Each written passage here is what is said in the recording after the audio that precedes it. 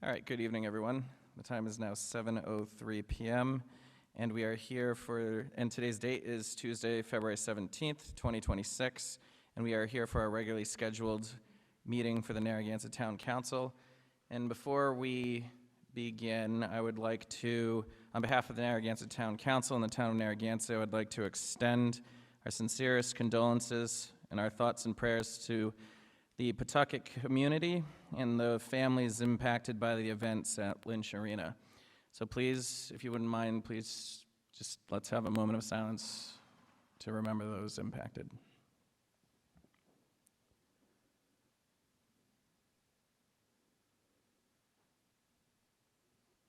Thank you. Please stand for the Pledge of Allegiance.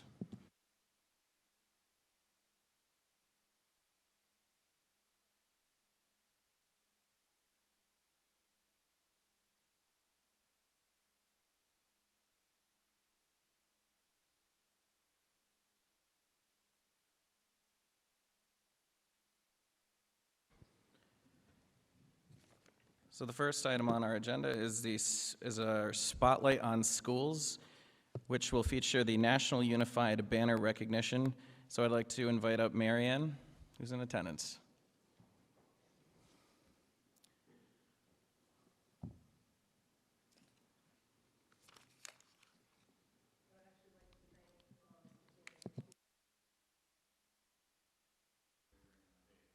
Is that better? Okay.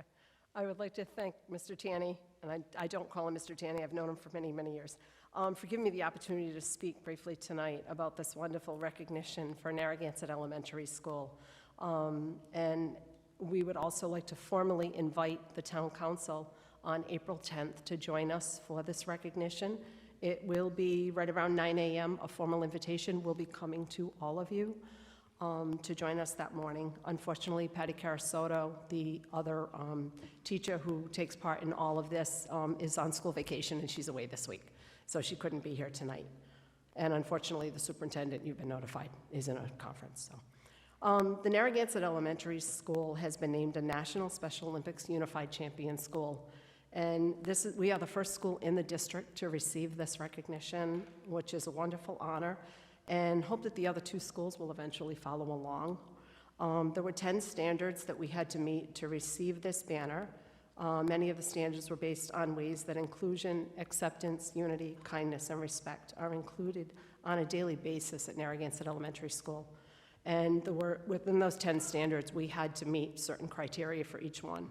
And with the help of the school principal, Lisa Wilson, our Gina students, Tracy McCallig, our PE teachers, Mary Beth Marcotte and Holly Hummel, Donna Wallace, our physical therapist, and Brian Jennings, the library media specialist, we were able to put everything together and we had the information to meet all 10 of these standards, which was amazing.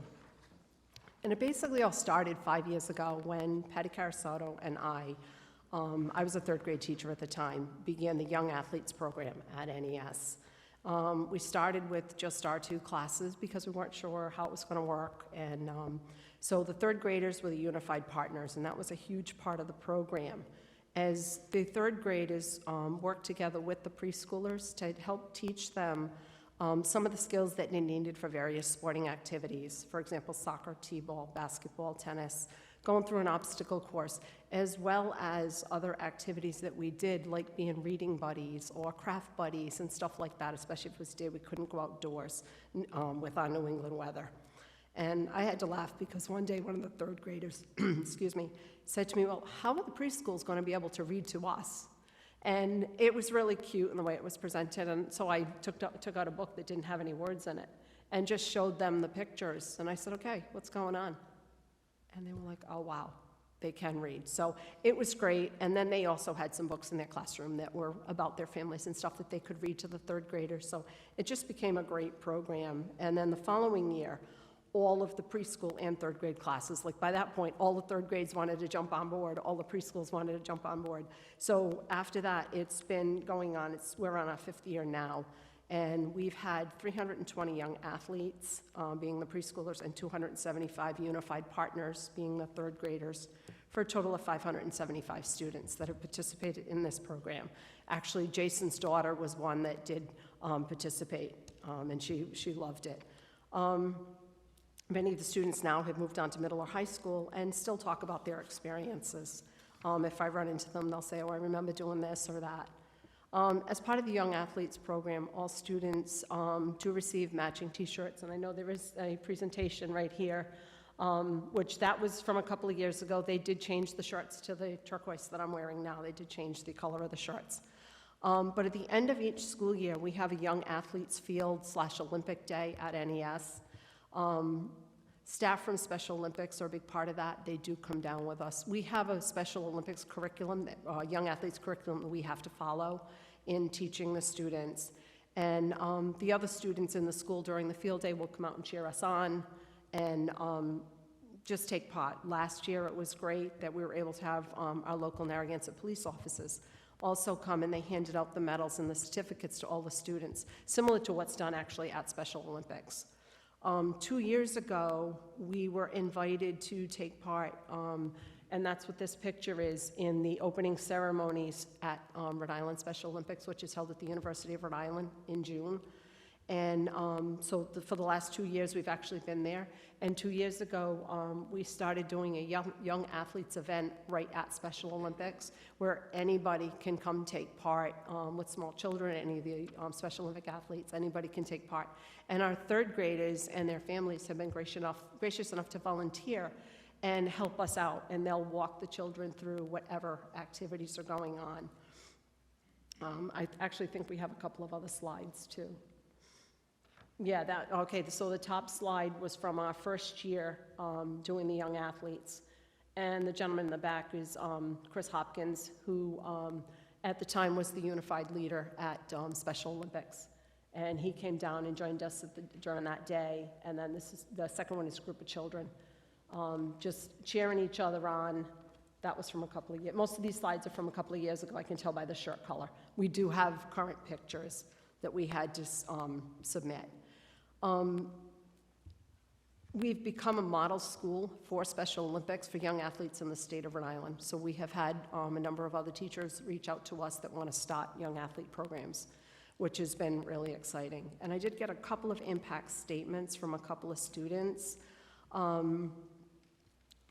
One of our students, he said it was a great help. It was great to help the younger children. I learned to bring skills back to the preschool level, especially because I'm a soccer player. And he was big because he wanted to teach him how to kick the ball and really high and hit it with his head. And we're like, no, you can't do that. And he said, now I have a younger brother, and I know it will be easier to help him at that level. One of the other students said, I learned responsibility, learned to help them and teach them new skills. We all learned to work together. One of the other students said, teaching the preschoolers made me feel really good. Inclusion is important, and everyone should be included. They listen and they include their friends now as they see them outside. And we had one student that was actually in the first year, which last year they were the third graders. So they had the opportunity now to be the preschool young athlete and then now be the unified partner. And she said to me she participated as a preschooler, then as a unified partner. It was fun helping the same preschool class because we partnered with them. So it was the class that she was in that I was the teacher at the time. I got to learn sports and other things from the bigger kids, and now I get to be in that leadership role. We have also started reading buddies this year. No sports outside yet because of the snow. So I'm looking forward to being a unified partner again this year. And this year, for something different, because there are only 2 third grade classes and there are 7 preschool classes at the elementary school, all 4th graders will be taking part as well. So they were the third grade unified partners last year, and they're very, very excited to be doing it for a second year now. So looking forward to having you join us on the 10th and on April 10th, and thank you very much. Thank you, Jim. Well, I know that was a very quick presentation, but I do want to extend a heartfelt congratulations for this prestigious recognition to the Narragansett Elementary School Special Education Program. The staff, the teachers, the students are all just really remarkable. And I know that, you know, we pulled down the slides, but you see the smile on the kids' faces, and that's really what this is all about, is just the joy that these programs bring to these kids. And If you ever have any opportunity to attend a Special Olympics event, I highly recommend it. It just brings so much joy to you as much as it's bringing joy to them. So really, again, congratulations on this incredible recognition, especially as the first school in our district to receive this recognition. Can I just say yes. something? So as a teacher of 35 years, I spent a lot of time working with the Special Olympics, and I had both my children volunteered, one coach swimming and the other one coach skiing, and now to see my granddaughters who are in Narragansett Elementary School. My granddaughter's in fourth grade, so last year she would come home, and this year I'm sure, and she was just so excited about being able to work with the kids, and I was always so thrilled to see that that's continuing on, because I saw what a difference it made in my children, and to be able to be part of that whole program. And I attended years and years of Special Olympics, and I agree with what Alex just said. If you ever have the opportunity, it is just something that you just smile all day, and to see what, you know, the kids' faces when they win those medals, and just to be part of this whole thing. And so I would highly recommend it. But thank you for doing this. It is just such a great thing for all the children in that elementary school.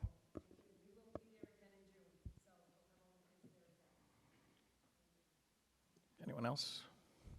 All right. On to the town manager's update. Pass out to Jim. Good evening, members of the council, public at home, and those who are in attendance today. Update for the week. Most of the past few weeks has been town budget preparation, and I will provide the town council with our proposed budget on or before the March 6th deadline. The capital and major maintenance plan will be in the hands of the town council by February 27th or prior to that. We do have work sessions that are scheduled for the budget, which are currently scheduled for Tuesday, March 24th, Wednesday, March 25th, and if needed, Thursday, March 26th. We anticipate the third session will not be necessary. We've streamlined the process. The Narragansett Police Department has a new officer. He was formerly a Woonsocket police officer, and he transferred over to Narragansett, and I can't blame him. Also, we have a new firefighter coming on. He's also leaving another department. It's public knowledge now. He'll be leaving the North Providence Fire Department and coming to the Narragansett Fire Department shortly.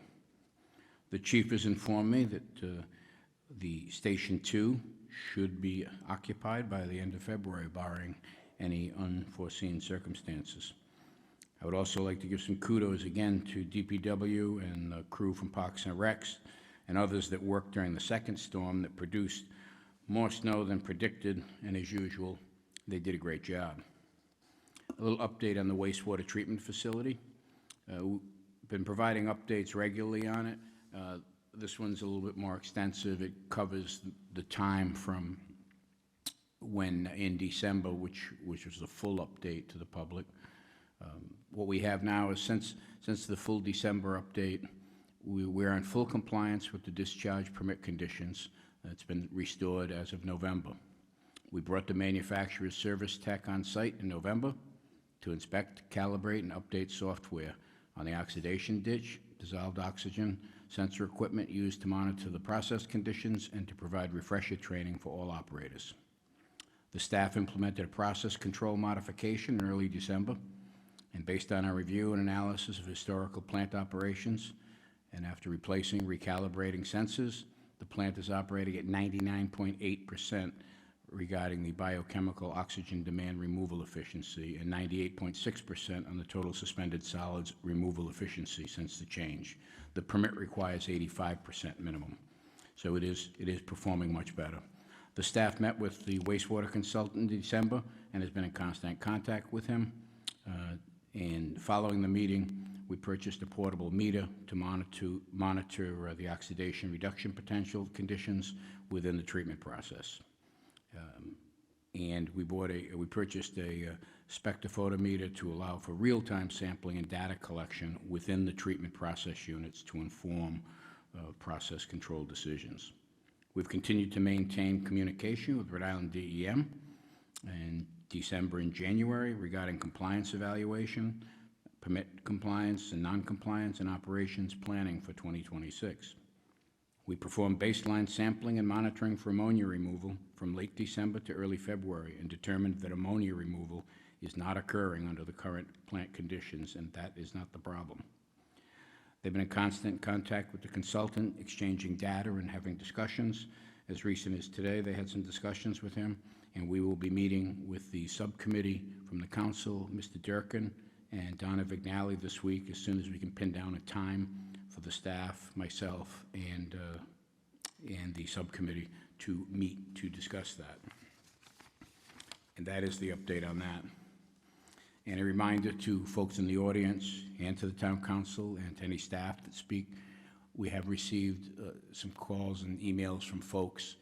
Remember to keep the microphone close, bend the neck of the mic so it's in front of your face when you speak. Some folks from home have been complaining that people are lifting it up like this and not talking into it, and they can't hear what's going on. But other than that, I think that's the update for the week. Thank you. Thank you. Thank you, Jim. And really appreciate the thorough reports that you're providing the town council, as well as the very thorough report on the sewer and wastewater treatment facility updates. I do have one comment about that. Sure. I will tell you, I've been in constant communication, I say constant, every day with John, town engineer, Scott Goodinson, and some of the other staff that work down there, like Phil Ritteni. And they are doing everything they can in communicating with the consultant, with other professionals they know, and giving me the feedback. And we're gonna get this straightened out for sure. It's on the right path right now. Thank you. Excellent, and thank you, John, Scott, and the staff for your swift response.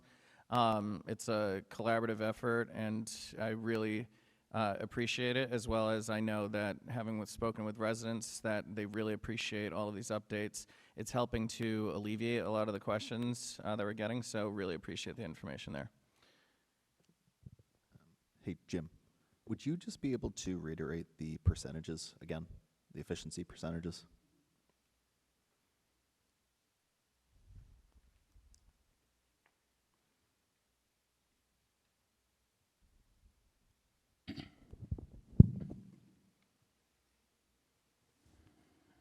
The permit requires an 85% minimum for removal, for solid waste removal, and we are, with the suspended solids removal, we're at 98.6% right now.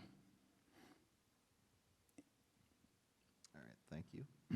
And do you know, off the top of your head, where we were at over the summer when the issues were popping up, what the efficiency was? The actual percentage, I don't have that document in front of me. Okay. Do you know what capacity we're currently at?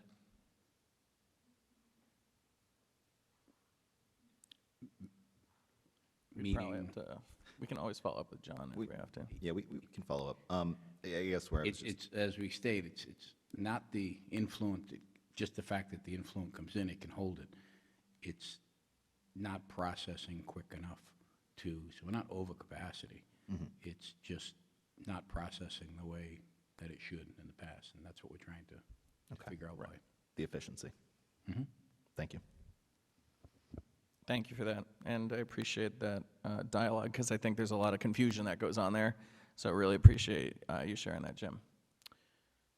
So with that, we are going to move on to, there's a second presentation, a presentation on the website navigation to town council items.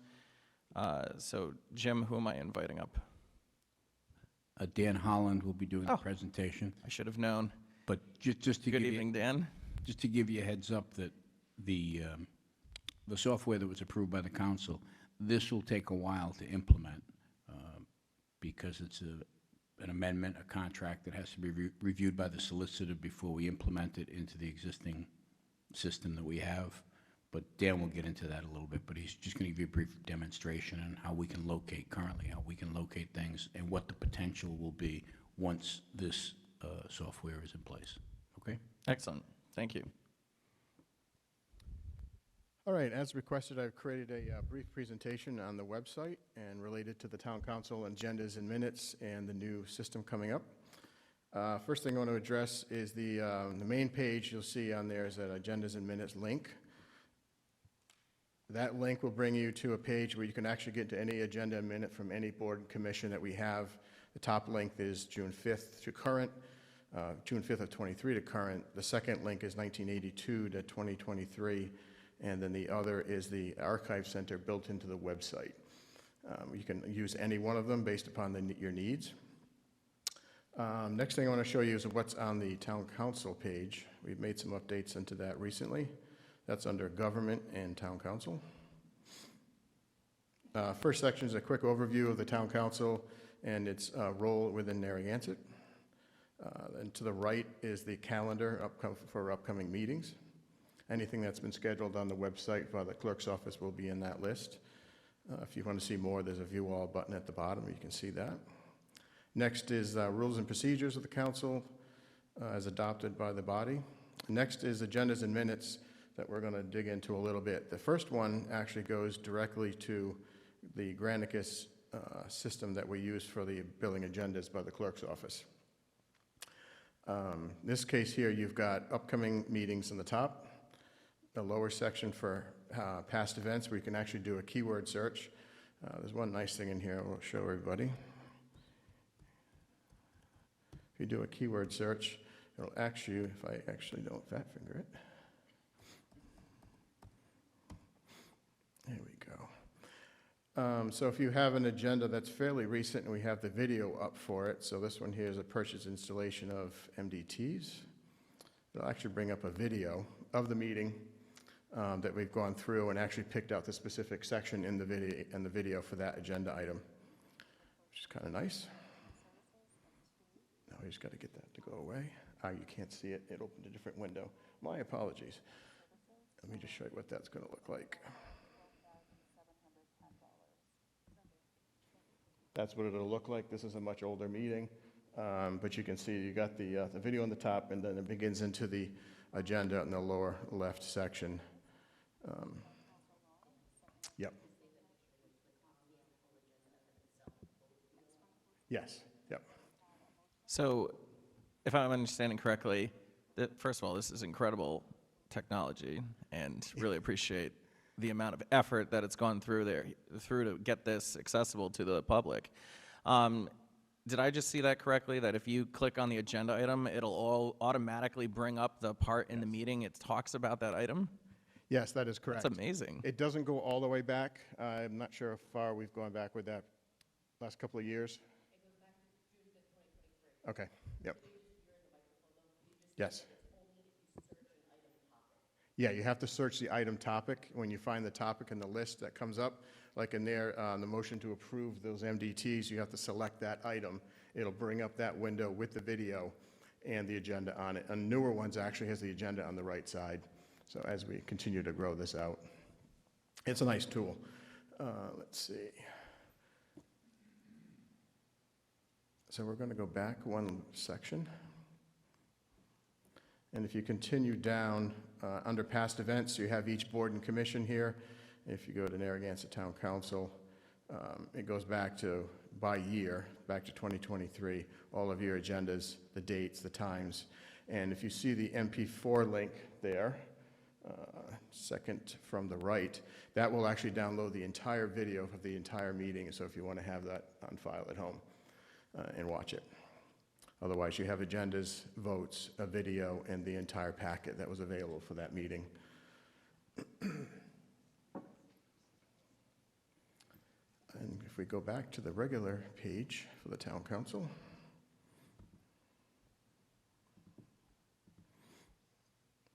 the next section is historical meetings and minutes here, which will take you back to the main link that we already saw, and allowing you to choose which general area in the history that you want to see.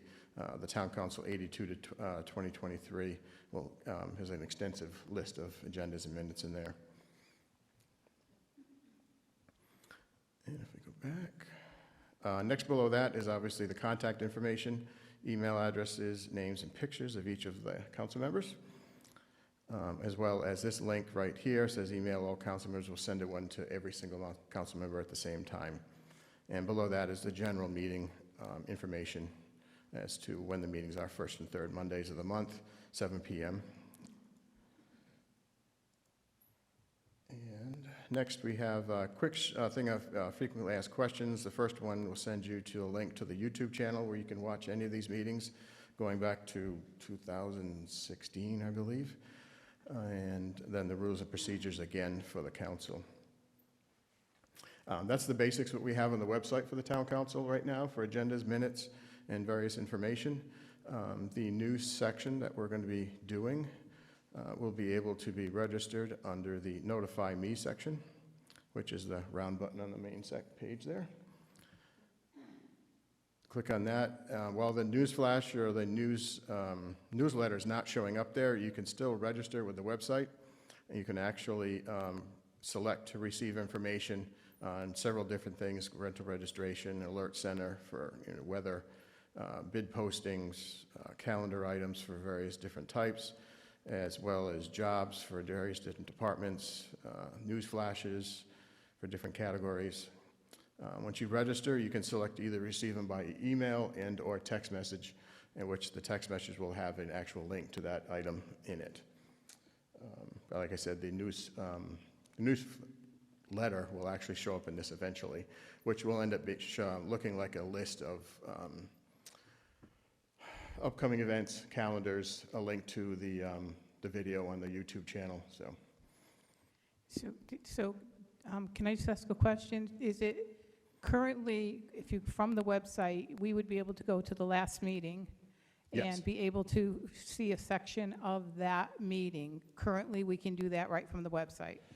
Is that correct? If the last meeting video is up there, we had somebody out at that week, so I think we're behind the video. Can you just go to a more current meeting of like Sure. this council so that people could see how they would go about clicking on that and being able to go to one particular item? Sure. Trying to think of something that we could look at. Yep.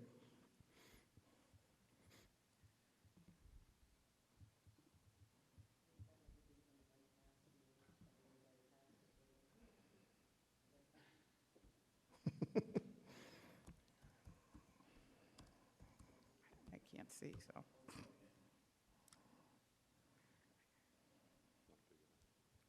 That's a document. Here we go.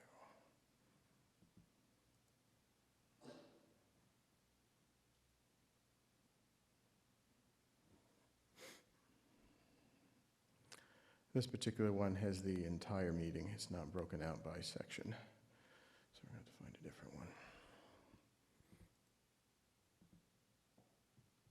While we're working to pull this up, I just want to, again, commend, the added efforts here to provide as much information to the public as possible here, and not only unique to the council this term, but previous councils getting this up and ready. It's really amazing to see just the advancements of technology, and it's really bringing the meeting to anywhere in the world. If you wanted to watch it over in Italy, you could. I don't know why, but it'll even write up.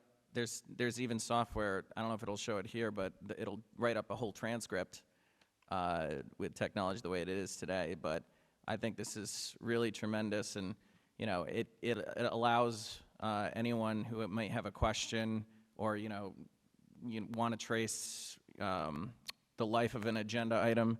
You can go back and watch the various meetings that the item was discussed at a council meeting. So I just think that this is a tremendous leap forward for the town. Agreed. So this particular one is actually going to the right specific section. The audio is not going to play through the system.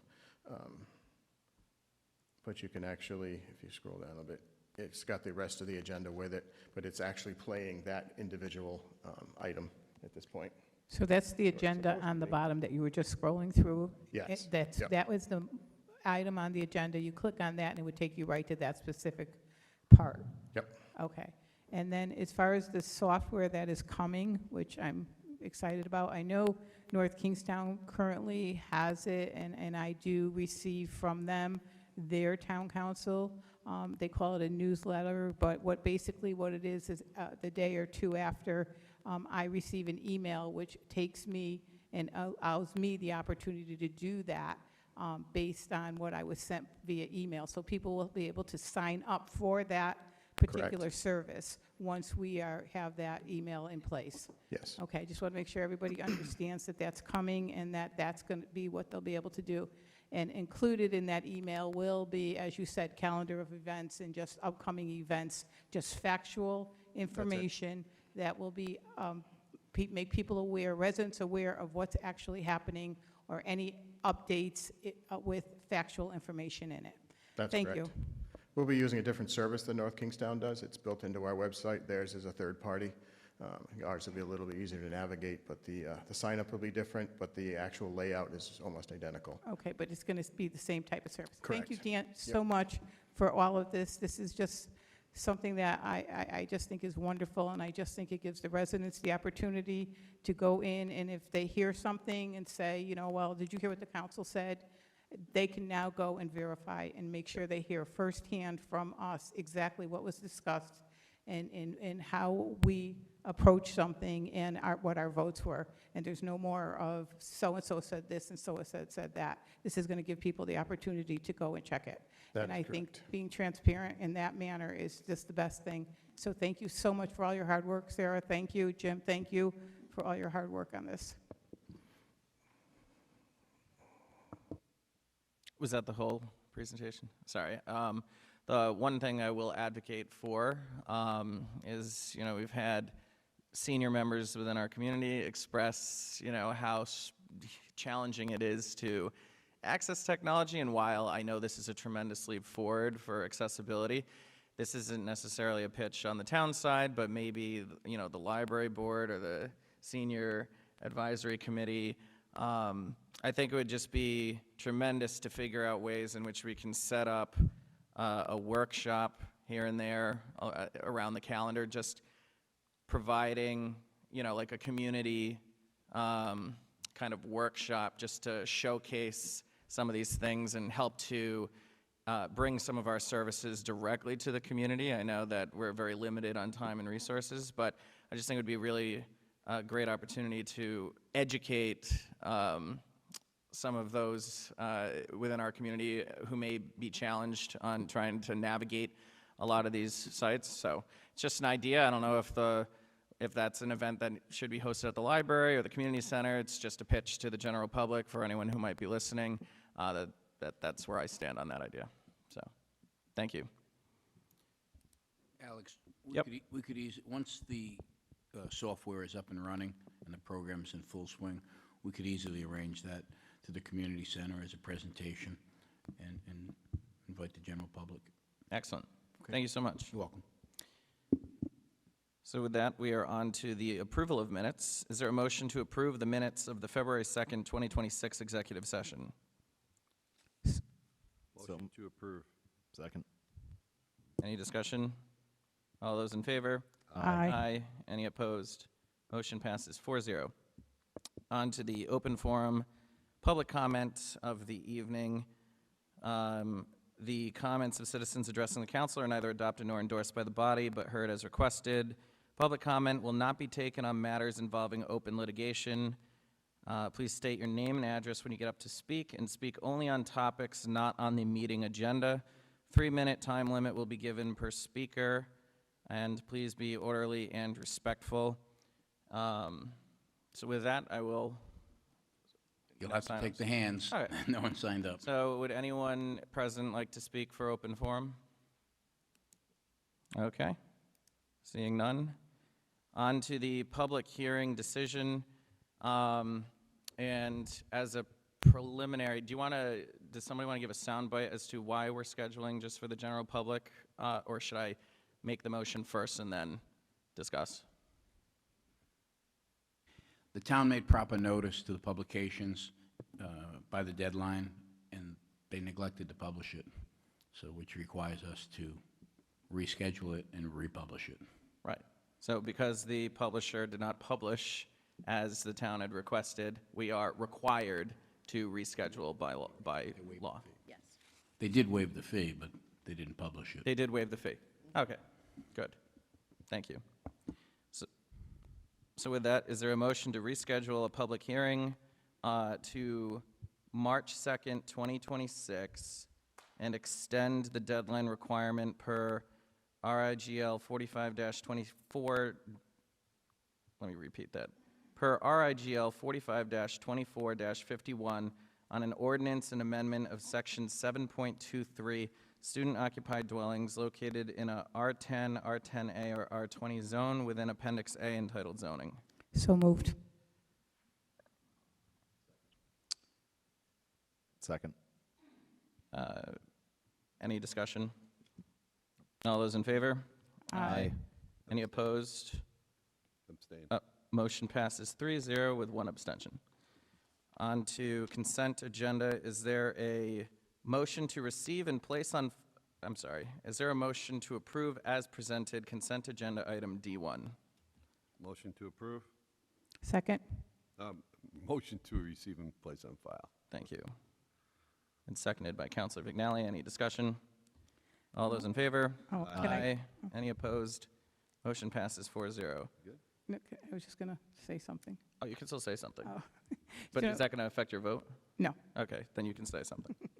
No, I was just going to say that I took the opportunity to read through all the reports, and I am really, really want to say thank you to all the committees and all the boards and all the hard work that they do.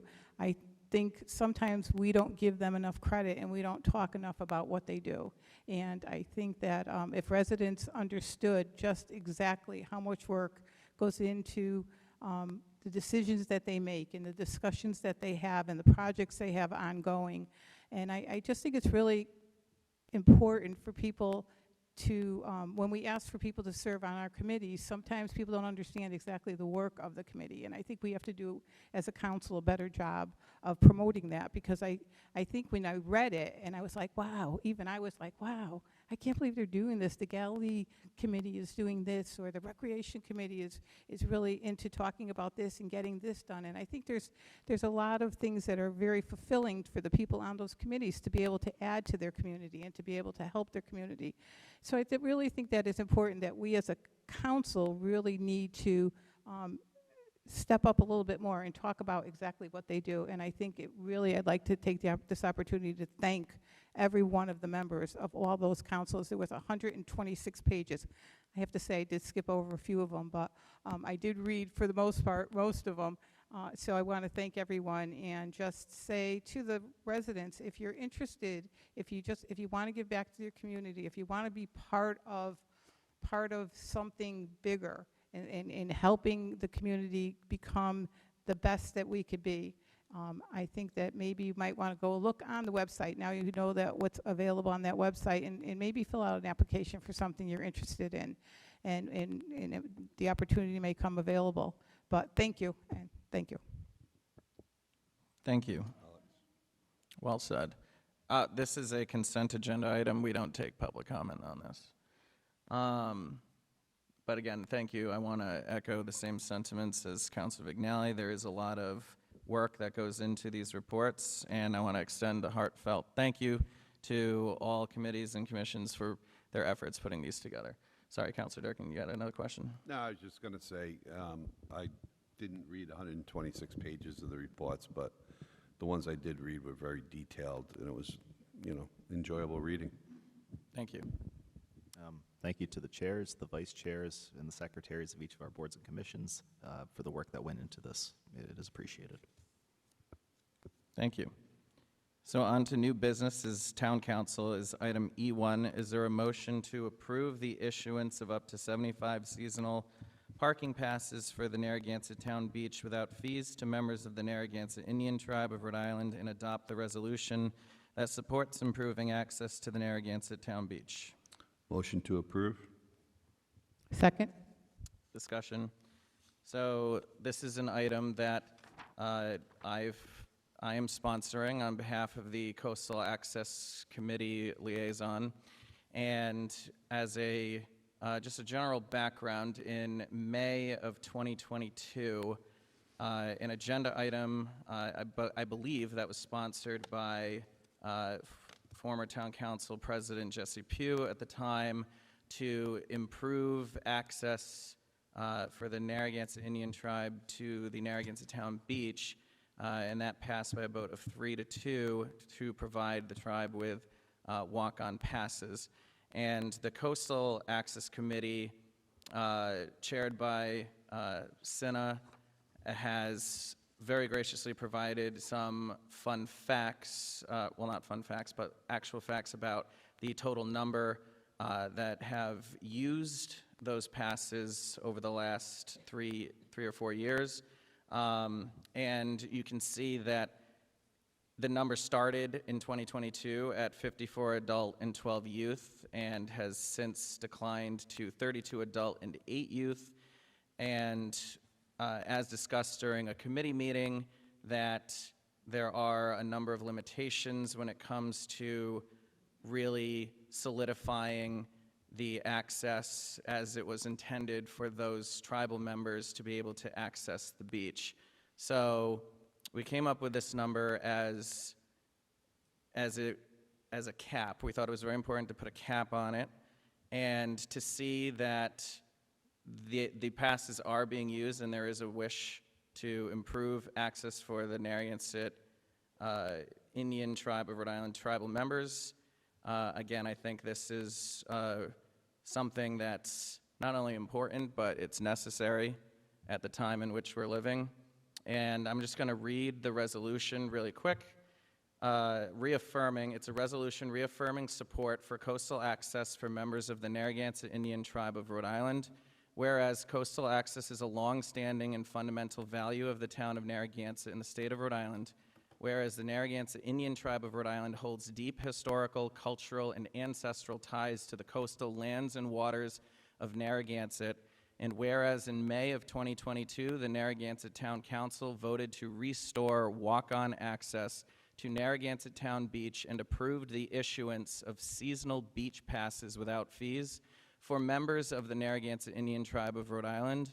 And whereas access to parking is an essential component of meaningful and equitable coastal access, and whereas improving coastal access for members of the Narragansett Indian Tribe of Rhode Island supports fairness, inclusion, and recognition of the tribe's historic relationship with the land and shoreline, and should it be approved, the Narragansett Town Council would reaffirm its complete and ongoing support for coastal access for members of the Narragansett Indian Tribe of Rhode Island, and that the Narragansett Town Council would support the improvement of coastal access by issuing parking passes to members of the Narragansett Indian Tribe of Rhode Island in order to facilitate access to the Narragansett Town Beach and other coastal resources, and that the town of Narragansett remains committed to working collaboratively to ensure equitable, respectful, and meaningful coastal access consistent with prior town council actions and the town's values.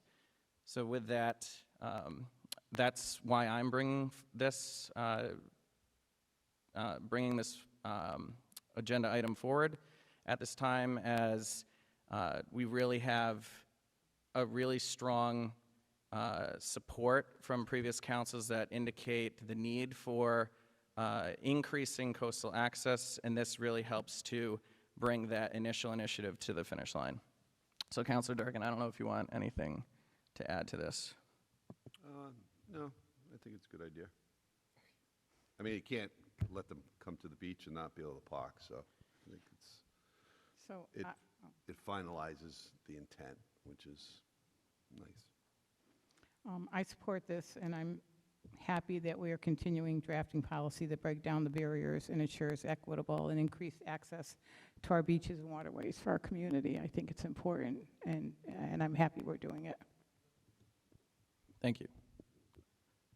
I support this as well. I believe this goes with the intent of the original measure that was passed.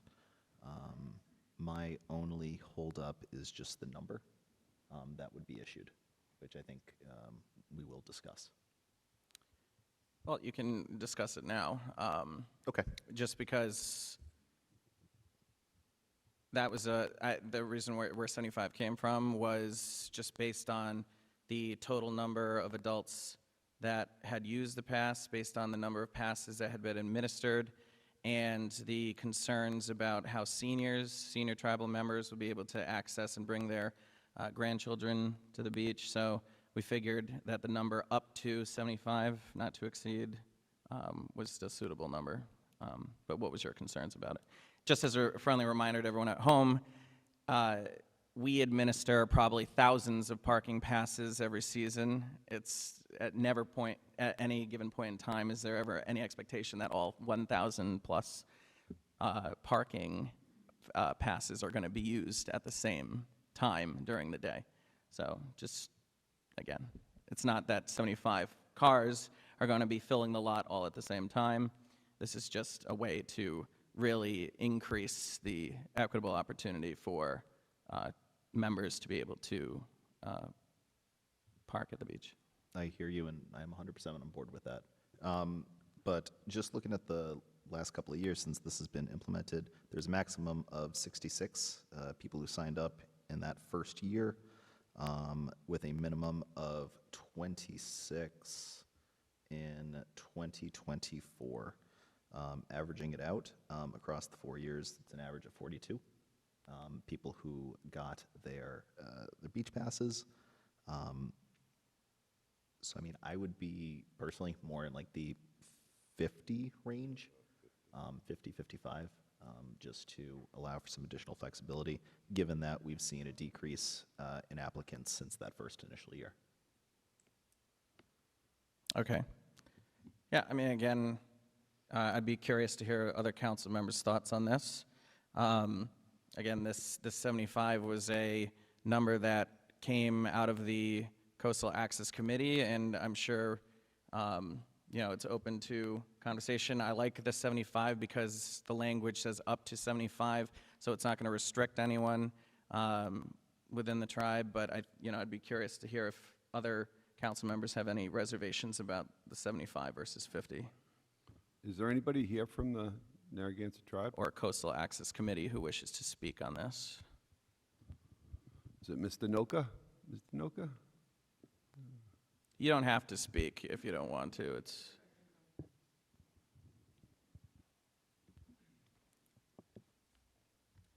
Good evening, Mr. President, Good Honorable evening. Council.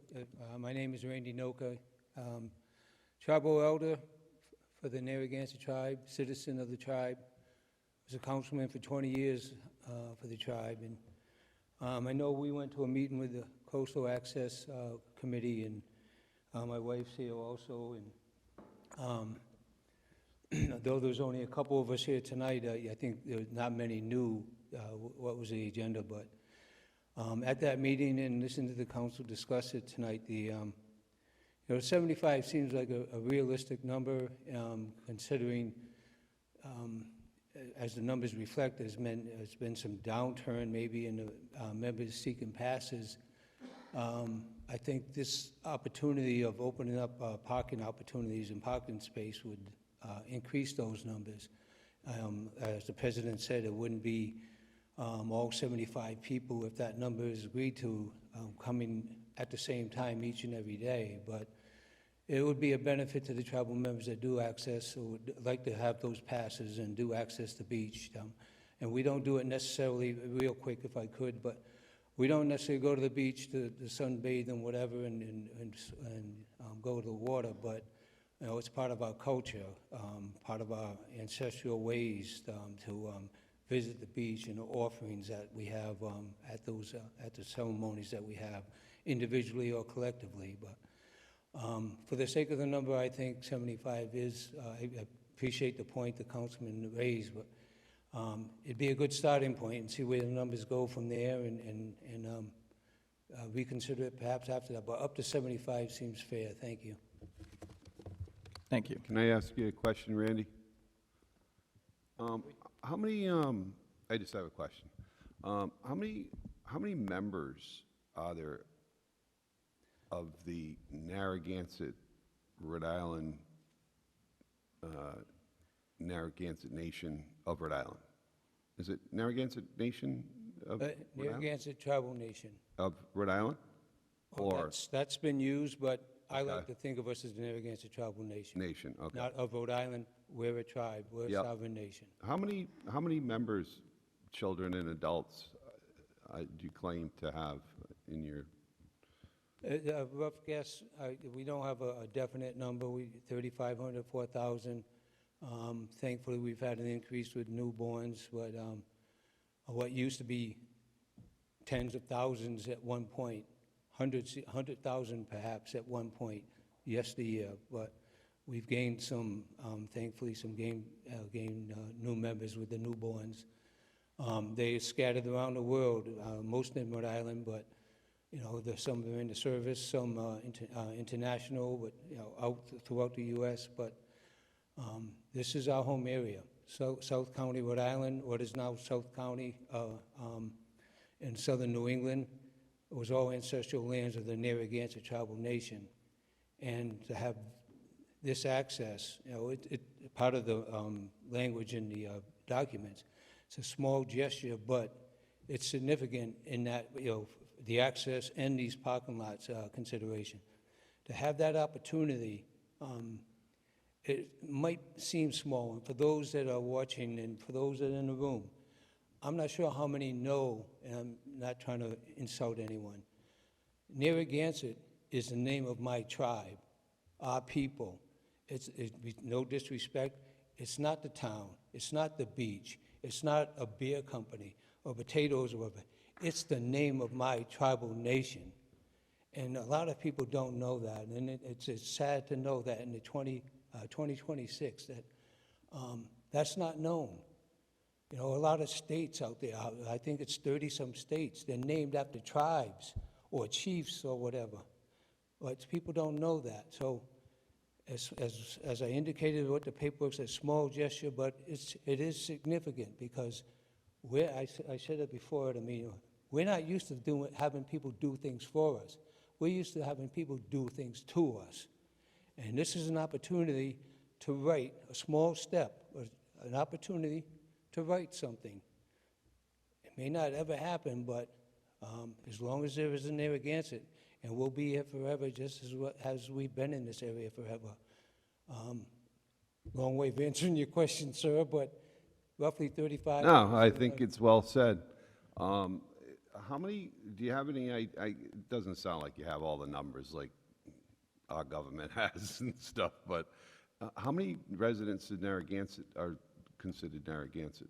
I was just wondering, because I grew up here, so I bounced around, and I remember you guys at school and stuff like that. How many Narragansett Indians are residents in Narragansett? Do you have any idea? Or I wouldn't know that number, sir. I know for the populace that we have, the numbers that I reflected as, perhaps in the ballpark, majority of our people still live in what is now Rhode Island or the southern New England area. Though I said they are out all over the world, perhaps, majority are still here because this is home for us. A town may be named this, South Kingstown and North Kingstown and Richmond. They may be named by how they got named and when those towns were founded. This is Narragansett land, this is Narragansett territory, so it's always going to be home to us. Whether we're not living here or we got family members dotted around with. I know I can't answer exactly how many residents of the town of Narragansett, but I know there's a good number. Thank And I did want to say, qualify something. I am a tribal elder. I will speak my mind as a Narragansett, but I don't speak for the tribe. I'm not part of the government. As I indicated, I sat 20 years on council, but I will forever represent myself and my people in the ways that I want to. Thank you. Thank you. Thank you. Any other questions, Jim? Nope. Okay. Thank you. Thank And you. thank you for the consideration. Appreciate it, and really appreciate the presentation, honestly, the feedback. I don't know if you, Councilor Terrell, if you had any other questions, or see if anyone else in the public has any other questions or No, comments. no questions at present. I'd turn it over to the public. Okay. Would anyone from the public wish to speak? Yes.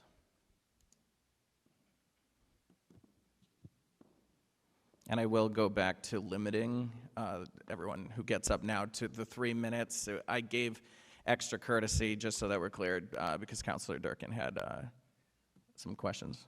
So. Understood. Thank you all for your consideration, and I would like to thank Senna, who has been a great friend to all, not just Narragansett, but to many people throughout the community. Jesse Pugh, thank you very much, and the whole committee. You speak of all the work that the committees do. I got to witness just as you said. I feel thankful, yet I feel offended. And inside of me, I'm very stirred up. I want to be open and honest with you, and that's the only way I know how to be. You say 75, you say 50.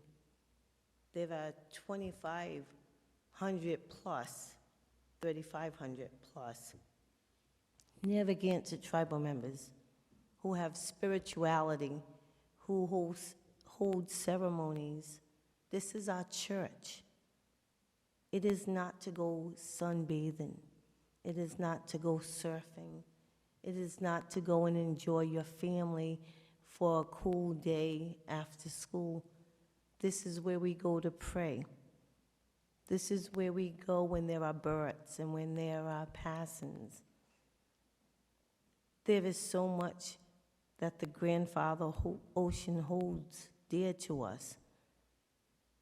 And to have a question mark as to how many of us can go or how many of us can park there is very insulting to my spirit, my soul, because I can't imagine somebody wondering how many people can go into your church, your temples, your mosque, and who can park there? Whose cars are going to be there? Is it going to be the grandmothers, the ones who are handicapped, the children? I don't know. The more prominent, the ones who have the most money? I don't know. But that's what's being done here right now. That is what I am feeling.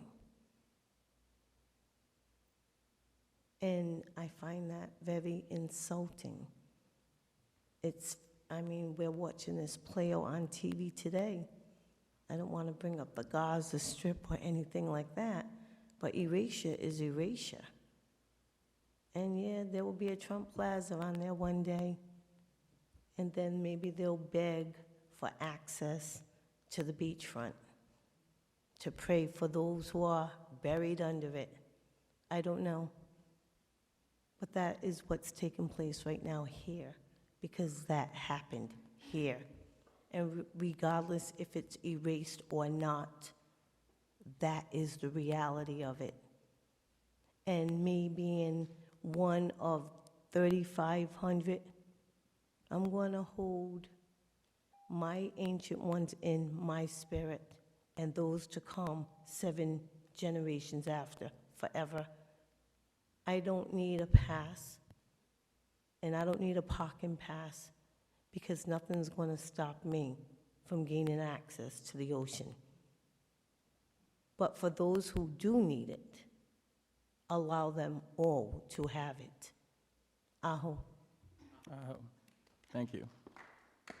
Yes, Mr. Pugh. And I had intended on following up on the name and address. But please state your name and address. Yep, Jesse Pugh, 40 Birchwood Drive in Narragansett. Thank you. First, just wanted to thank the council for taking this up. I appreciate you taking this recommendation from the committee and getting it onto the agenda, and for Councilors Menzies and Durkin for sponsoring it. It's a great, extension, I think, of what the Coastal Access Committee and the tribe and the previous council were able to do in getting this general access, walk-on access passed. I do want to just add a little bit to the conversation. When this was approved a few councils ago, it was about the access, but it was also about the gesture. It was about the town starting to understand a little bit about history and about the tribe. The parking passes are important, but the 75 was supposed, I mean, that's a compromise, I think, from the committee to get this up here. I would not nitpick on the numbers. Again, this is about showing that the council and the town want to do the right thing. And when you start to kind of get nitpicky about the numbers, it starts to send the wrong message, I think. If you're going to change the numbers, I would remove the cap. I wouldn't go down with it. I think that really shows that you want to do the right thing and not think about the effect that it might have on parking, but it shows that you're trying to do what you know is right, and make that gesture, continue that gesture to the tribe. So just want to say that I really would recommend not lowering that number, and if anything, just removing that cap and make it parking passes available to all tribal members. So thank you. Thank you. Yes, Senna.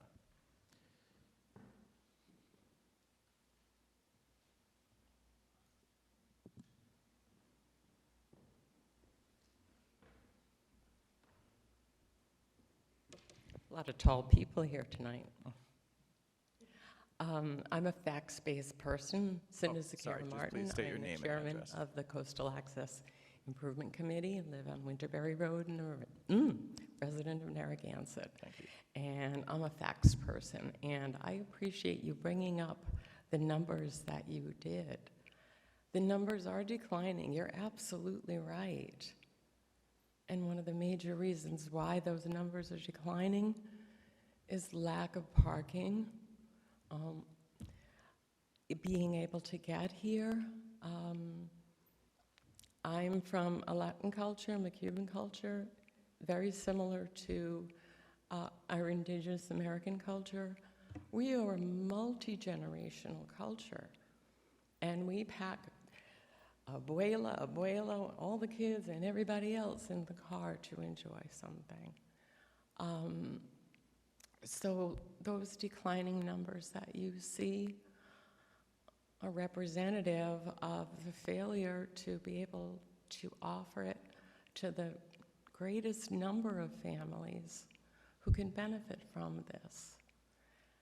So that would be my response to your query, which is valid and I respect it, but to really make this meaningful, you've got to really include them, not just these 5 who happen to have cars that run really good today.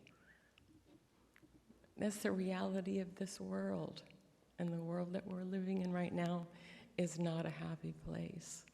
And we have a chance to make it a happy place.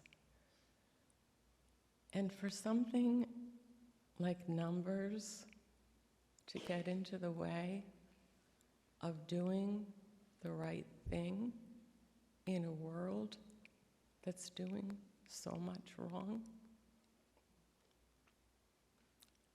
it's a minor number.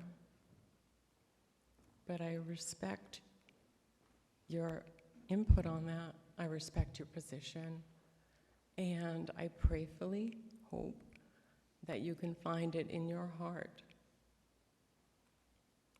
to perhaps open that number. Thank you for your time. I even left minutes on the clock. Thank you. Thank you. Anyone else? All right, seeing none. And again, I also want to thank the speakers this evening. I too recognize this as an educational opportunity. I think that was really well said. And I think that we can all learn and grow together from this. I'm certainly not perfect. This is not a perfect resolution in the way that it was written. But I hope that even if it's just a small measure of reaffirming the town and this council's dedication to supporting coastal access, I hope that this is one small way in which we can show that. With that, does anyone on the council have any final comments? Yeah, so I brought up the numbers just because I was trying to, rationalize equating the number of actual users to the passes. With the additional context that, the decrease in numbers has resulted from a lack of parking. People aren't getting the passes simply because they can't park. I'm fine with going to 75, or up to 75. Awesome. And again, I think that was very important, and I appreciate that being illustrated, was that, and I understand, with the limited information being presented here, I think that the context that was provided was very helpful, and I think it was a very good question to ask based on, again, the limited information that's presented before you. I do think, again, that it was very much illustrated during our Coastal Access Committee meetings that the decline is due to the additional struggle of those who try to access the town beach and are unable to do so, that for a lot of elderly to be able to have to walk such a great distance, it's almost not worth it to just have that walk-on pass, that this is, I think we'll see some really strong results and see these numbers revert back up to where we hope that they will be. That's great additional context. Thank you. So with that, all those in favor? Aye. Aye. Aye. Any opposed? Motion passes 4-0. Thank you. Aho. On to item E2 is a motion to review. Is there a motion to review, discuss, and potentially take action on the Land Conservancy Trust memo recommendation regarding Sunset Farms? I'll move the motion. Second. Discussion. All right, so this is my agenda item. So for a little bit of context here, about halfway through December, the town council signed an application on behalf of the Narragansett Historical District Commission for the tenant of Sunset Farms to add on to the barn to accommodate a freezer. The reason why, and I'm a little bit behind the 8 ball on this, but the reason why it was brought up at that time was because an extension to the building had started construction without having obtained permitting. So I know the Historical District Commission met last week. Not quite sure what came out of that, but I figured it would be timely to at least discuss the fact that a tenant of a town-owned property attempted to build an extension without seeking prior approval via the application process. The Land Trust submitted a memo, which I've attached to the item. Just wanted to hopefully have a conversation here just regarding that and how we wish to proceed. Is there a recommended action from the Land Trust? Oh, that's all right. Well, you'll have the opportunity to speak. I was just curious if Councilor Torialde could speak on that first, and then I'll ask some follow-up questions. I don't have a recommended action Okay. in the. There wasn't one that was, because based on what I saw here, it was that it was a recommendation of non-support for the project, and this was submitted at the January 15th, 2026 Land Conservancy Trust meeting, correct? Yes. And to my knowledge, as it was shared with me, and correct me if I'm wrong, Jim, but what Councilor Torialde alluded to already, the Historical District Commission did meet with the party representative from Sunset Farms, and based on that discussion at that meeting, both parties had respectfully come to an agreement, and also in addition, once this was flagged to the representative at Sunset Farms, the proper paperwork and everything was filled out immediately. I did, for historical background, I did speak at the meeting. Michelle was there too. What happened was that the tenant, Mr. Farrell, commenced work on, I guess you'd call it a lean-to shed that was attached to the barn. He had not obtained a permit at that time. Building inspector was made aware of it. He went over there himself and spoke with him. And in my conversations with him and my experience in this town, it's very common practice that someone starts to do something, the building official gets involved, they tell them, stop, file the appropriate paperwork, and in routine matters, they don't tell them to rip it down yet. They go, cease, don't do any more work, submit your paperwork. And it was a unique situation because it's town-owned property, and any permit would have to be referred to the Rhode Island Historical Preservation and Heritage Commission, which is required by the lease, and the HDC, which is required by ordinance because of the district that it's in. So it went before the council to basically to refer, to send the signed application that was submitted, to refer it to them for input. It did go to HDC last week. HDC approved it unanimously with a couple of caveats that the siding would not match the current siding on the barn. It wouldn't be the same shingles. It would be like a batten board type boards that would be on it, and it would not be shingled as the existing structure because there has to be a difference between them. And they asked the town to verify that the original wall where the door was on the side of the barn before, he had like a freezer or a truck body up there that it was stored in, and to confirm that the wall wasn't taken down. And Michelle Kershaw, our Parks and Recs director, went over and verified that the original door remains in place, the opening that goes out to the back there. It just goes into the structure that was built there at that point.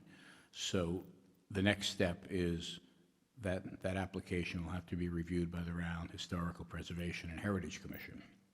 We're going to have a discussion with them tomorrow, actually. We have a meeting with them. And then from there, we wait for their input. And that's where we stand right now. It is my understanding, well, I know the memo from the Land Conservatory Trust was provided to the Narragansett Historic District Commission prior to their meeting. So they did have it prior to the meeting. So can I just ask a question? And just to refer my memory, I know that came before us as a council and we voted. We voted to refer it to the historical. I just trying to remember what exactly we did. Well, when the applicant puts in, it was, the applicant is really the town, but the tenant had provided some, the information, filled out the permit with all the information describing how it was going to be done. And then the council authorized that the document be signed and forwarded for review by the Rhode Island Historical Preservation and Heritage Commission and the Historic District Commission of the town. Okay, so now it's going through the process. Correct. Okay. And they both had, I believe, they both have the Land Conservatory memo, the opining on how it should be resolved. Thank you. So the permit is not approved right now. So we're still waiting on the permit. Okay, thank you. Okay.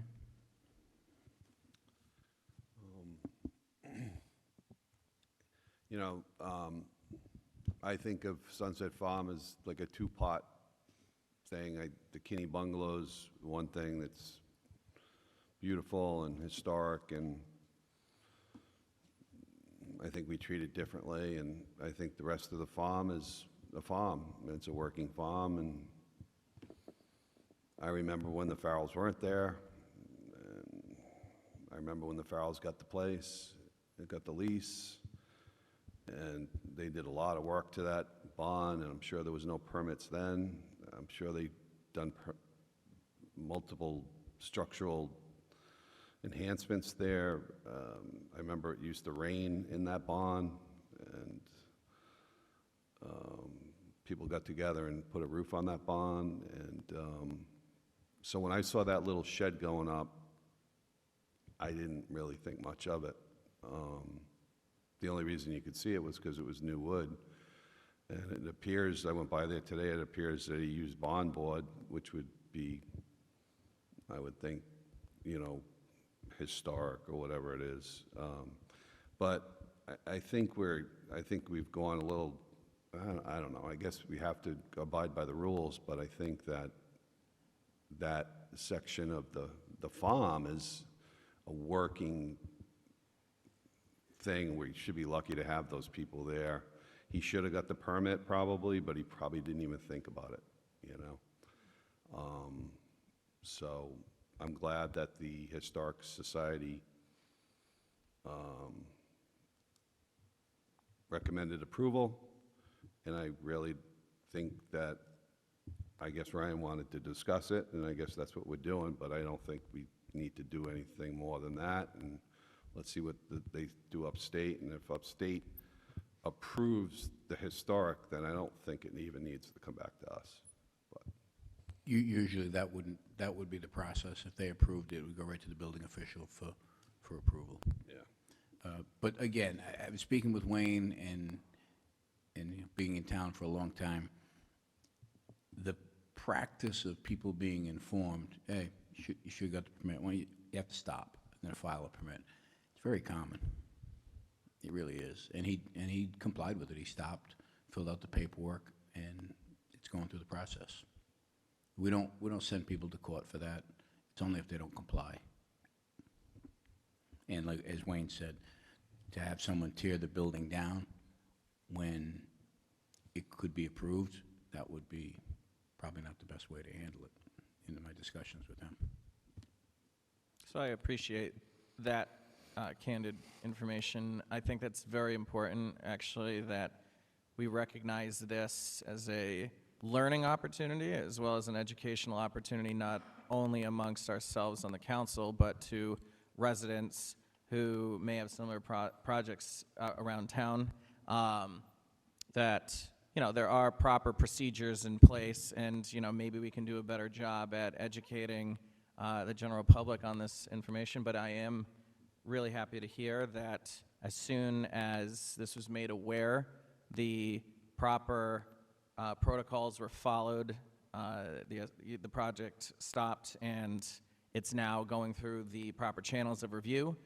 And again, based on the feedback that I've heard here and from the Historical District Commission and what they've determined with Mr. Farrell, I'm not really sure there's any additional action that's needed from the council at this time, but I do think that in general, I think we really do need to improve the education outwardly as to the proper process and channels to go through in order to do these sorts of projects. But that's based on what I've heard this evening. And again, I turn it over to other council members if they'd like to respond or add additional comment, and then I'll reach out to the public. Yeah, I'm not necessarily saying that we should take action on this at this exact moment. I just wanted to vocalize my concern that we have a tenant on the property who started to build a structure without the town's prior proper approval. You know, my family, we've got some rental properties. If somebody tried to build an extension to our property, that would not fly, bluntly. So I think we're in a unique position as the town, certainly because we previously approved the application for it. HDTC has approved it as well, so now it goes to state. So we're in an interesting position. I just wanted to raise this at this point in time, as we are the landlords and they are the tenant, the temporary tenant that attempted to build a structure on the property. Thank you. And again, I think even though, you know, again, the process was jumped after the fact, you know, the council did go through the proper protocols of referring this over to the Historical District Commission. And again, based on the timelines here, I can understand, you know, where lack of information and direction can cause confusion. And I do, again, reiterate that I think this is an opportunity that we can recognize, reflect, and do better as a town moving forward on the educational opportunity here for process. Because, again, as it's already been shared, this is not something that's unique to this property by any means. I think if you go back a year, you can probably see many instances where similar instances have, or projects have occurred like this. And, you know, again, as soon as it's reported, it's expected that, you know, everyone cease until the proper approvals and permits have been attained. So, again, I'm reassured based on the information that Mr. Tierney has shared with us this evening, that those actions did happen. And again, I don't think there's any immediate action that we need to take at this time. And I do appreciate you, Mr. Torialde, for bringing this to our attention, because again, I think this is a good discussion opportunity for us as a town to recognize that we really ought to be doing better from the educational side. Again, that's just my response on that. Anyone other on the council? I'm all set. Okay. Anyone from the public wish to speak on this? There, again, it says potentially take action. It sounds like the general consensus is that no action will be taken at this time. So I will reach out to the general public if they'd like to make a comment. Yes.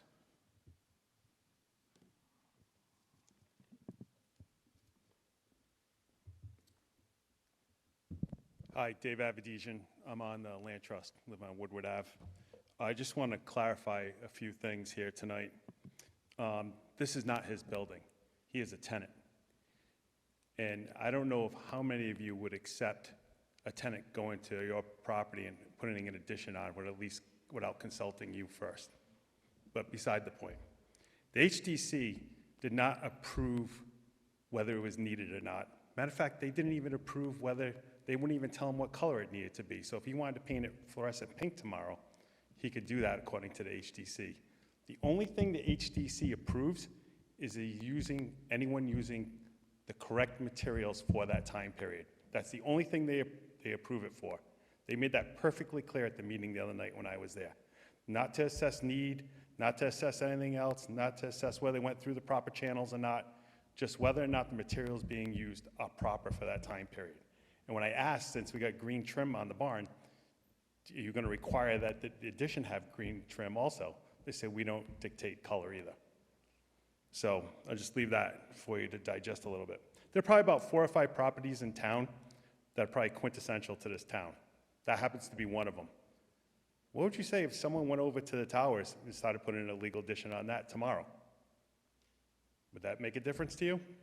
Oh no, just go through the channels and go get the right paperwork. Everyone violates the proper channels. Anyone can do that. We have a history here in Narragansett of violating the proper channels. Just continue to do that and be approved anyways. That's the message you're sending to everyone in town tonight. I find that kind of disturbing. We voted 7-0 to stop this project. It's pretty tough to get anyone to get a 7-0 vote on anything these days.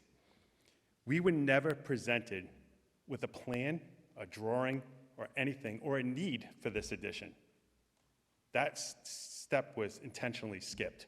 It wasn't overlooked. It wasn't like they didn't know. It was intentionally skipped. And after someone explained to me the need for it, I actually sided with there is kind of a need for it, to be honest with you. But that did not come from the tenant. That came from someone else in town who explained to me the need. So, this is a habitual problem that's been going on since 2018 at the farm. This is not something new. I have several pictures here, if you'd like to see, dating back to 2018, of different problems at the farm, of your tenant abusing the farm. You have several choices tonight. You could ignore the tenant's abuse of the property. That hasn't worked since 2018, by the way. You can make the tenant follow protocols and present something to the land trust and go through the proper steps before he gets his permit. I'd be perfectly okay with that. We'll send a message that if you're going to violate the regulations, we're going to make you go back and do it the right way. Or you can issue a notice of violation, an NOV, which has not happened yet. A notice of violation would go in the file and say this particular tenant or this particular builder or this particular homeowner violated the process, and here it is in writing. So when you go to renew a lease on this, you have a history of it. You have no written history. And unfortunately, I won't be on the land trust in a couple years from now. You may or may not be on the town council a couple years from now. But that piece of paper, if you issue a notice of violation, will be in that office that someone can look up. And there should be a notice of violation for this. It's a known problem. When I checked with the building official a couple weeks ago, there wasn't an electrical permit pulled, and there was definitely no electrical inspection. And there are running compressors attached to that building. If that building were to burn down tomorrow from faulty electrical, your insurance company is going to deny the claim. You know that there's no electrical inspection done there yet, no electrical permit, unless it's been pulled in the past couple of weeks, but 2 weeks ago there wasn't. I would also ask I you. just want to be mindful of time. Yeah, that's my last thing. The tenant has some issues of keeping the farm straightened up, clean, or just not such a disaster. I would hold this permit until certain things are met and conditions are met at the farm first, before you signed off on this building permit. It's the only leverage you have, because since 2018, nothing else has worked. So please be mindful of what you're doing tonight and going forward, and ask that, stop the process of, oh, sorry, we did it the wrong way, and next time maybe someone will do it the correct way. Thank you very much. Thank you. Anyone else? Okay. So, again, the item as written is to review, discuss, and potentially take action at this time. Again, I understand and recognize the concerns and information that has been shared this evening, and I think this is important information for the council to retain moving forward. Again, based on the feedback provided to us by Mr. Tierney, it does sound like the proper protocols in response afterwards were taken in, were addressed, and it is going through the proper channels now. And again, I want to echo what Mr. Avedisian has said, that I think, again, this is an educational opportunity for us as a whole, and I don't know where, if we need to revisit procedures or process, but I think it's very important for us to better educate our residents about the process, and I know it's a tall order, but again, I think knowing the importance of these historical properties, I think it's very important that we take the best care of these historical properties for our town. And it does sound like it is still going through the approval process. If, I think, at a later juncture, if there was a determination made that by one of these, I'm sorry, which phases is it now? The Rhode Island Historical Right. Preservation and Heritage Commission. Right, so I think I would be fully supportive of any recommendations by both of those historical commissions throughout the review process, that any actions recommended by them should be taken. And if they are not in compliance, then the council can revisit this at a later juncture to then discuss any potential action. We will keep you in the loop when they come up with a written decision. Thank you. Anything additional, Councilor Tarelli? Jim, what happens at that point when the State Historical Commission produces, what is it? Do they produce a recommendation, or what happens at that point? We have more of an informal meeting with them initially. I have not gone through this process with them before, but I presume that they have some weight in it. We're researching it now, but we're going to wait to see what they say first. We'll know more tomorrow on it. So I think more in terms of process, if they approve it or whatever, does Mr. Farrell, can he immediately begin construction, or what happens at that point? No, at that point, the permit, the HDC recommendation and the Rhode Island Historical, because the Rhode Island Historical Preservation Heritage Commission is required in the lease for approval of any modifications. And HDC review is required under the ordinance, what they're charged with. And that those recommendations would be attached to the building permit. And then it would be reviewed by the building official to see if it meets all the standards. And I know Mr. Avedisian stated, hasn't had an electrical inspection. Well, he doesn't have a permit. You have to wait and see, you know, what's approved. And like I said, the permit isn't issued yet. Okay? So then, does our building inspector approve the permit, or would it come to before council because it's a town-owned property? It could go both, but what we plan to do is we get the recommendation from both, depending upon what they are, we're gonna have the solicitor review it first, and then we'll move forward from there. And we'll keep you in the loop on the written opinions of both the HDC and Rhode Island Historical Preservation and Heritage. Okay. Thank you. You're welcome. Counselor Durkin or Vignali? So I'd just like to say, our speaker, you know, I have heard in the past of issues at the farm and some of the issues that he brought up. And I think, currently, they're two separate issues. The way I see it, they're two separate issues. What we're doing right now, I believe, is the correct thing, allowing them to go through the process and continue on to do what we had done, to refer it and go through the process. I think it does send a message to people that we know when people don't get permits, that you are required to get a permit, and you're going to be stopped if you don't get a permit. So I think you're right. It's an educational thing, and getting our word out to the public that this is something that we do watch and we see. And I do think that there's issues that this council probably at some point, not right now, probably need to discuss about some of the concerns that people have come to me about, you know, with the farm. And those are things that we could talk about later on, but I think what we're doing right now is the correct process, and we should continue on this pathway. Mr. Durkin. Counselor Durkin, excuse me. I mean, I just, you know, I know Mr. Avedisian said the towers, you know, I don't compare the bond to the towers. I compare the Kinney bungalow to the towers. I think the bond's a working bond. I remember the bond ready to fall down. It's not falling down anymore. And you know, that's like a pig pen over there where he built that little thing. You know, it could have been for the feed for the pigs because it was so cold. I had no idea what he was doing there, but evidently it's for the market there that he has, which is a delightful thing for everybody to go to in the summertime. And if he can be a little bit more successful with that because he needs the storage space, so be it. He should have got a permit, but he's going to get a permit. So, and I'm sure he's going to get an electrical permit. Wayne's not going to let him, you know, go through with that. We'll go through the whole process. I think that's a very good point. You know, we don't want the bond burning down, and I'm sure Jeff doesn't want the bond burning down. So I think we just have to move on, and I think he probably learned his lesson, and what are we going to do?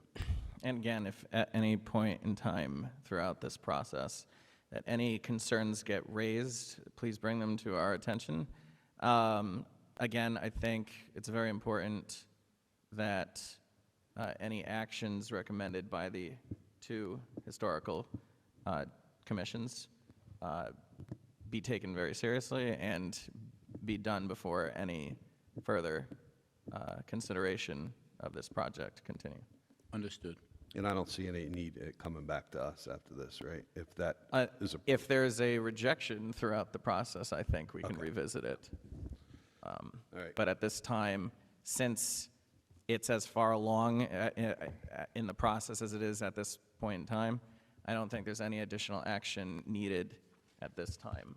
It's not to say that there isn't going to be action that's necessary later down the road. It's just at this juncture. Yes, sorry. Jim, in terms of process, Mr. Avedisian had mentioned potentially having Mr. Farrell appear before the land trust. Is that a required part of the step, given that he's the tenant and this is a town-owned property? Not by the lease. Not by the lease. Okay. All right. I mean, personally, I would make a motion to ask Mr. Farrell to appear before the land trust stating use and presenting need for the extension. Say, sorry, Ryan? I would make a motion to require Mr. Farrell to appear before the Land Trust to show and demonstrate need for the extension and plans.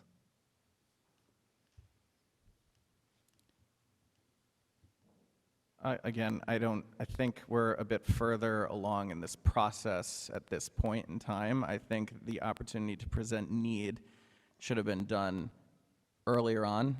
And again, I appreciate the recommendation to require Mr. Farrell to be present. I just think that where we're at and it having already been built, I'm not even sure legally we can even require at this time, since the project's this far along. I would, revert to our town solicitor with that, but I do appreciate the added attention you're giving this. So I don't think I'd support that motion at this time, but again, I appreciate, the thought. Any comments over here? I just don't know if he makes the motion, we second it, we discuss it, and then we vote to not agree. Oh. I mean, I don't know if we can just say that. Here I am we're talking not about gonna- process, and Right. you're correct. And I'm just not sure that we Counselor- could just ignore yeah, that a council sorry. member made a motion. Councilor Torialde moved a motion. Is there a second? I'll second it. Okay, discussion. Sorry, So thank you. I believe the motion is to ask Mr. Farrell. I don't support that. I agree with what you said prior to the motion being made, that I believe we're further in the process than that, but I do think it was important that the motion be made. Okay, thank you. Thank you for correcting me on the process. You are correct. And we're seconded it, we discussed it, And then we take the vote. and then we would take a vote on it. Okay. Do you have anything additional that you would like No, to say? I'm good. I'm good. Okay. And I just want to check over here before we make a vote. Is this sound procedurally, now that's been corrected? Thank you. So the motion's been made to require Mr. Farrell to go before the Land Trust, as you've indicated, right? Yep. Okay. All those in favor? Aye. Any opposed? I will vote no. Motion fails 1-3. And then any additional motions ready to be made at this time? All right, seeing none. Moving on to item F1 from the Parks and Rec Department. Is there a motion to approve the one-year contract extension for beach dumpster service with Narragansett Rubbish Removal, Inc. at their bid price of $36,330.00, and their quoted prices for additional dumpsters and emergency pickup services under the same terms and conditions as the original contract? Motion to approve. Second. Discussion. I think I believe this item is pretty straightforward. Correct me if I'm wrong. This is just a continuation with the exact same terms that have already been previously approved. Yes, it was previously awarded back in April of 2024 with an automatic renewal for an extended year, and they're doing it at the same terms and conditions like many of the other contracts that we present to the council for approval. Thank you. Anyone have any questions or comments on this item? Anyone from the public? Seeing none, all those in favor? Aye. Aye. Any opposed? Oops. Motion passes 4-0. On to engineering. Is there a motion to refer the request from Stephen Marcella on behalf of Joseph Gaudreau and Patricia Galvin in regard to Plat NG, Lot 35245 Inkberry Trail, for waiver of the sewer policy to the Sewer Policy Committee for review? So moved. Second. Discussion. Again, this is just a standard process of referral to the Sewer Policy Committee for review, which, again, is the subcommittee that Councilor Colonies and I sit on. This is not an approval or denial, this is just a refer to that committee for review. Any questions or comments besides myself? Anyone from the public? Seeing none, all those in favor? Aye. Aye. Any opposed? Motion passes 4-0. On to item G2, is there a motion to approve the recommendations of the Sewer Policy Committee and approve a waiver relative to sewer policy sections 2.D and 7.A to Plat D, Lot 175, 134 Boone Street, proposed mixed-use development with 4 residential units, 2 market rate, and 2 affordable, and 3 commercial units. So moved. Second? Discussion. Again, this is a recommendation coming out of the Sewer Policy Committee. When this was reviewed, the committee determined, based on the affordable housing being offered here, as well as the commercial benefit, that we recommended this project for approval. Any other comments from the council? Do you know which plant this feeds into? Sorry, which plant? Does it feed into Scarborough? Does it feed into There's only Westmoreland? one, that's a good question. There's only one. Regional. Sorry. Did I interrupt? No, I was just saying regional, that's the only one. Oh, yeah, I was going to, sorry. From a process, which I appreciate this question, if the only time a project gets referred, correct me if I'm wrong, the only time a project gets referred to the Sewer Policy Committee for a waiver, traditionally, is when it's through the regional plant. Nope, I'm wrong. Sorry. Do you want to? No. So it's all. Oh, so it's Most of them. in this situation that was. So I apologize. I retract that statement. There are, again, the proper channels and protocols that require a review from the Sewer Policy Committee. This particular incident, it is the regional. So I apologize for overstepping with the misinformation. Any other questions? Nope. Anyone from the public? Seeing none, all those in favor? Aye. Aye. Any opposed?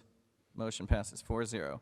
On to item G3, is there a motion to approve the recommendations of the Sewer Policy Committee and approve a waiver relative to Sewer Policy Section 3.C and 4 to Plat NH Lot 173D, located at 945 Boston Neck Road, proposed commercial restaurant use redevelopment? Motion to approve. Second? Discussion. So this is the location at the former coastal cabin purchased by the owners of, I believe it's Sienna. And again, this went through the Sewer Policy Committee for review. They presented a significant hardship to the committee at that time. And based on the hardship presented at the time, the committee recommended this for approval. Any questions or comments on this? Anyone from the public? Seeing none, all those in favor? Aye. Sorry, what? There was somebody getting up. Oh, I apologize. So, I did call for a vote. We didn't put on record. Mike Zavalia. Didn't see your name. It didn't see you. Sorry about that. Quite all right. Cleared out. Everyone knew I was here, I guess. That's all right. Mike Zavalia, engineer for the applicant, and I'm here if anyone has any questions they'd like to ask, but it doesn't seem like there are any, so I'm going to take my seat. I apologize. I probably gave the high-level overview for them already, but I do appreciate the presentation that we worked through with the Sewer Policy Committee. I personally felt that the hardship was clear, and I think this will hopefully lead to a tremendous commercial benefit to the north end, which is much needed at this time. Speaking for our client, that's their goal as well. Thank you. So with that, any other questions that I missed? Comments? Seeing none. All those in favor? Aye. Any opposed? Motion passes 4-0. Thank you. And thank you, Councilor Vignali, for seeing a member that I didn't. On to item G4. Is there a motion to approve a one-year contract extension for water testing and miscellaneous water quality consulting services with Rhode Island Analytical Laboratories, Inc., at their quoted contract prices under the same terms and conditions as the original contract? Motion to approve. Second? Discussion. As long as they fix their electric, right? Put that in there. Little joke, side joke. Yep, nope, again, this is a straightforward agenda item. It's just an extension for the very important work that goes on with the water quality consulting services. Any other comments, questions? Seeing none? Anyone from the public? Seeing none, all those in favor? Aye. Any opposed? Motion passes 4-0.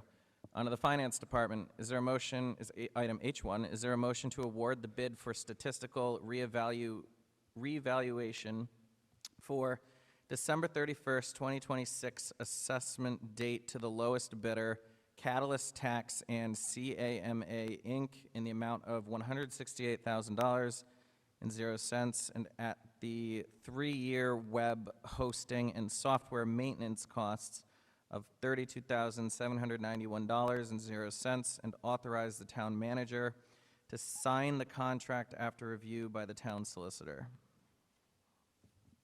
So moved. Second. Moved by Counselor Durkin, seconded by Counselor Vignali. Discussion. I have a question. Yeah, I have a question too. This seems, of course, like it's a really large sum of money here, but I think it's, having worked on the District Technology Committee back in my school committee days, I know just how expensive anything to do with technology is these days, but how it's very important it's like a long-term investment, and you want to make sure that you're having the best software and protocols in place. And again, I'm not the expert on this, but do you have any soundbite on this? They are the lowest bidder. They are also the company that we currently have that software. It's required by law that we do these updates. The last one was done in 2023. That is a statistical update, not a full reval, which will be done in 2029.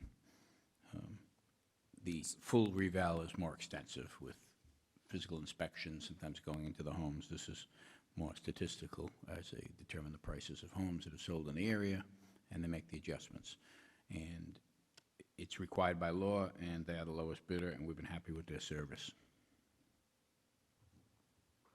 Okay. You said you had a question, That Counselor. was my question, so. Okay.